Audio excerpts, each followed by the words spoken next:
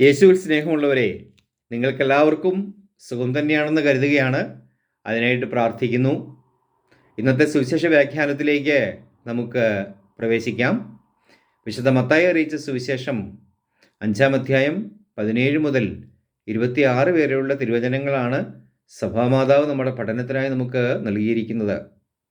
യേശുവിൻ്റെ ചലനാത്മകമായ മലയിലെ പ്രസംഗത്തിൻ്റെ ഒരു ഭാഗമാണ് ഈ സുവിശേഷത്തിൻ്റെ ഇതിവൃത്തം.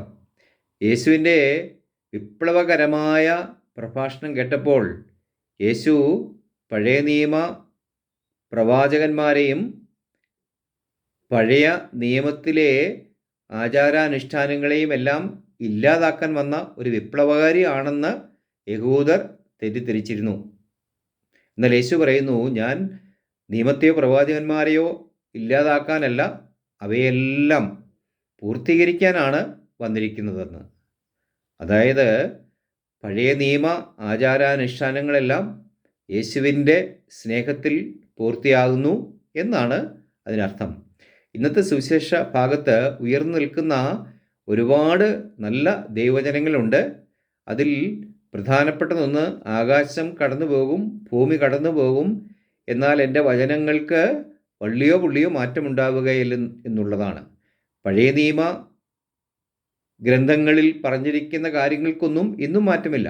പഴയ നിയമത്തിലെ പ്രധാന ആശയമെന്ന് പറയുന്നത്, കുറ്റം ചെയ്യുന്നവൻ ശിക്ഷ അനുഭവിക്കും, ഉപ്പ് തിന്നുന്നവൻ വെള്ളം കുടിക്കും, എന്നാൽ പശ്ചാത്തപിച്ചാൽ അവന് ദൈവം അവനെ രക്ഷിക്കും. ഇന്നും അതിലെന്താണ് മാറ്റമുള്ളത്? തിന്മ ചെയ്യുന്നവൻ അതിൻ്റെ ഫലം അനുഭവിച്ചുകൊണ്ടിരിക്കുന്നു. യേശുവിൻ്റെ ബലിയിലൂടെ അവന് പാപമോചനം ലഭിച്ചു, അവൻ്റെ മരണാനന്തര രക്ഷയ്ക്കത് ഉപകരിക്കും. എന്നാൽ ഈ ഭൂമിയിൽ അവൻ ചെയ്യുന്ന തിന്മയുടെ പരിണത ഫലം അവൻ അനുഭവിച്ചേ തീരുകയുള്ളൂ. അത് ദൈവം ശിക്ഷിക്കുന്നതല്ല, മറിച്ച് തിന്മയെയും അതിൻ്റെ പരിണത ഫലമായ കഷ്ടതകളെയും അവൻ തന്നെ കയറ് കെട്ടി വലിച്ച് അവൻ്റെ ജീവിതത്തിലേക്ക് കൊണ്ടിരുന്നതാണ്. അതുകൊണ്ട് തിന്മ ചെയ്യാതിരിക്കുക, നന്മയിൽ അധിഷ്ഠിതമായി ജീവിക്കുക, തിന്മ ചെയ്തിട്ടുണ്ടെങ്കിൽ പശ്ചാത്തപിക്കുക. പ്രിയപ്പെട്ടവരെ, രണ്ടാമതായി ഈ സുവിശേഷ ഭാഗത്ത് കാണുന്ന ഏറ്റവും പ്രധാനപ്പെട്ട ഒരു ആശയം, നിങ്ങളുടെ നീതി യഹൂദരുടെയും ഫരിസ്യരുടെയും നീതി അതിശയിക്കുന്നില്ലെങ്കിൽ നിങ്ങൾ സ്വർഗരാജ്യത്തിൽ പ്രവേശിക്കുക ഇല്ല എന്നുള്ളതാണ്. ഒരിക്കലും നിങ്ങൾക്ക് സമാധാനമുണ്ടാവുകയില്ല. വെറും വ്യർത്ഥമായ ആചാരാനുഷ്ഠാനങ്ങളിൽ മാത്രം മുഴുകി ജീവിച്ചിരുന്നവരാണ് യഹൂദര്. അതുതന്നെയാണ് അന്നത്തെ പുരോഹിതന്മാരും ഫരിസേയ പ്രമാണികളും പഠിപ്പിച്ചിരുന്നത്. മനുഷ്യ സ്നേഹത്തിൽ നിന്നും അവർ വളരെയേറെ അകലെയായിരുന്നു. യേശുവിനെ അവരെ കുറ്റപ്പെടുത്തി സംസാരിക്കുന്നുണ്ട്. ഈ ജനം അധരം കൊണ്ട് എന്നെ ബഹുമാനിക്കുന്നു, എന്നാൽ അവരുടെ ഹൃദയം എന്നിൽ നിന്നും വളരെ അകലെയാണ്. ഇന്നുള്ള ജനത്തെ സംബന്ധിച്ചിടത്തോളം നമുക്ക് പറയാനായിട്ട് സാധിക്കും, നമ്മളും ഇന്ന് ആചാരാനുഷ്ഠാനങ്ങളിൽ മുഴുകി അതിൽ നിന്ന് കിട്ടുന്ന ഒരു മാനസിക സംതൃപ്തിയിൽ മാത്രം കഴിയുന്നവരാണ്. അതാണ് നമ്മുടെ മതജീവിതം എന്ന് നമ്മൾ വിചാരിക്കുന്നു.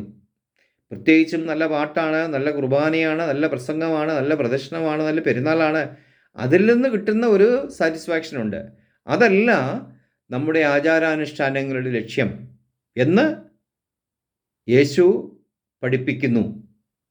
ഇന്നും അത് പ്രയോഗത്തിലാക്കാൻ നമ്മളെക്കൊണ്ട് സാധിക്കുന്നില്ല. മൂന്നാമതായി ഈ ഭാഗത്ത് കാണുന്ന പ്രധാനപ്പെട്ട ഒരു ആശയം, നീ ബലിപീഠത്തിൽ കാഴ്ചയർപ്പിക്കാനായിട്ട് വരുമ്പോൾ നിൻ്റെ സഹോദരൻ എന്തെങ്കിലും വിരോധമുണ്ടെന്ന് നീ ഓർത്താൽ നിൻ്റെ ബലിവസ്തു അവിടെ വെച്ചിട്ട് പോയി അവനുമായി രമ്യപ്പെടുക, അതിനുശേഷം വന്ന് ബലിയർപ്പിക്കുക എന്നുള്ളതാണ്. അപ്പോൾ അനുരഞ്ജനം ഏറ്റവും പ്രധാനപ്പെട്ട ഒരു ആശയമാണ് യേശുവിനെ സംബന്ധിച്ചിടത്തോളം. അപ്പോൾ ഇങ്ങനെയുള്ള ആശയങ്ങൾ നമ്മുടെ ജീവിതത്തിൻ്റെ ഒരു ഭാഗമായി മാറേണ്ടതാണ്.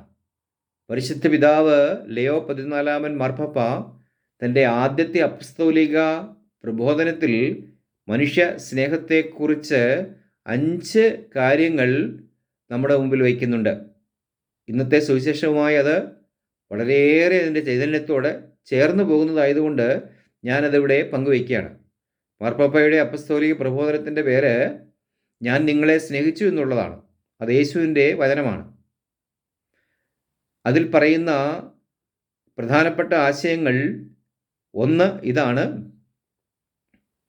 നമ്മൾ മനുഷ്യ സ്നേഹത്തിൻ്റെ മാനദണ്ഡമായി സ്വീകരിക്കേണ്ടത് യേശുവിൻ്റെ സ്നേഹമാണ്.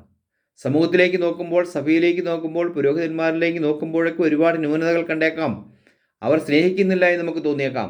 പക്ഷെ അവരിലേക്കല്ല നമ്മൾ നോക്കേണ്ടത്, ക്രിസ്തുവിലേക്കാണ് നമ്മൾ നോക്കേണ്ടത്. ക്രിസ്തു ലോകത്തെ സ്നേഹിച്ചോ എന്നുള്ളതാണ്. അപ്പോൾ നമുക്ക് ക്രിസ്തു കേന്ദ്രീകൃതമായ, ക്രിസ്തുവിൻ്റെ സ്നേഹം, കരുണ, ദയ, കുരിശുമരണം ഇങ്ങനെയുള്ള ദർശനങ്ങൾ അടിസ്ഥാനമായ ജീവിതമായിരിക്കണം ഓരോ വ്യക്തിയും നയിക്കേണ്ടത്. രണ്ടാമതായി ഇവിടെ പറയുന്ന ഒരു കാര്യം, ദാരിദ്ര്യം നിർമ്മാർജ്ജനം എന്നത് സമ്പത്ത് കൊടുത്തുള്ള ഒരു കാര്യം മാത്രമല്ല. ചാരിറ്റി എന്ന് പറയുന്നത് അത് മാത്രമല്ല. സ്നേഹം എന്ന് പറയുന്നത് അത് മാത്രമല്ല. എല്ലാവർക്കും പണമായിരിക്കില്ല ആവശ്യമായിട്ടുള്ളത്. അവർക്ക് തുല്യത, അംഗീകാരം, കരുതൽ, പരിഗണന ഇങ്ങനെയുള്ള കാര്യങ്ങളായിരിക്കും. അപ്പോൾ എന്തെങ്കിലും ഒരു നക്കാപ്പിച്ച പൈസ ഇട്ടുകൊടുത്ത് നമ്മുടെ കടമ നിർവഹിക്കുക എന്നുള്ളതല്ല. അങ്ങനെ ചെയ്യുമ്പോൾ പോലും അവനെ നമ്മൾ മനുഷ്യനായി അംഗീകരിക്കണം. ധനവാന്റെയും ലാസറിൻ്റെയും ഉപമയിൽ ലാസർ ധനവാന്റെ പടിവാതിൽക്കൽ കിടന്നിരുന്നു. അപ്പോൾ ആ മനുഷ്യനെ ഒന്ന് മൈൻഡ് ചെയ്യാൻ പോലും ഈ ധനവാൻ തയ്യാറായില്ല. ഡിഗ്നിറ്റി അംഗീകരിക്കുവാൻ, തന്നെപ്പോലെ തുല്യനായി കണക്കാക്കുവാൻ തയ്യാറായില്ല. അതിനെയാണ് യേശു വിമർശിച്ചത്. അതുകൊണ്ടാണ് ധനവാൻ ശിക്ഷിക്കപ്പെട്ടത്. രണ്ടാമത്തെ ആശയം, നമ്മൾ ചെയ്യുന്ന ഉപവിപ്രവർത്തനങ്ങളൊക്കെ നീതിപൂർവമായിരിക്കണം. കോടാനുകോടി സ്വത്തുള്ളവൻ 10 രൂപ ഒരു പാവപ്പെട്ടവന് കൊടുക്കുന്നു, അല്ലെങ്കിൽ 10 രൂപയുടെ സഹായം ചെയ്യുന്നു എന്ന് പറയുമ്പോൾ അതിനകത്ത് എന്ത് നീതിയാണുള്ളത്?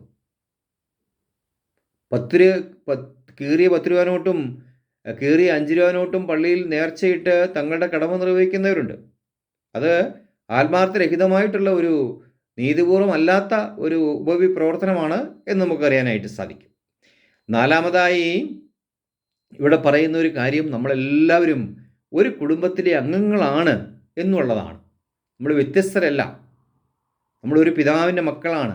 നമ്മുടെ സഹോദരന്മാരാണ്. അപ്പോൾ ആ ഒരു ബന്ധം ഉണ്ടായിരിക്കണം എല്ലാ മനുഷ്യരോടുമുള്ള ഉപവിപ്രവർത്തനങ്ങളിൽ. അതെത്രയോ നല്ല ഒരു ആശയമാണ്. ഇങ്ങനെയുള്ള ആധ്യാത്മിക ദർശനങ്ങളിൽ നിന്നും നമ്മൾ എത്രയോ അകലെയാണ്. നമ്മൾ എത്രയോ സ്വാർത്ഥരാണ്.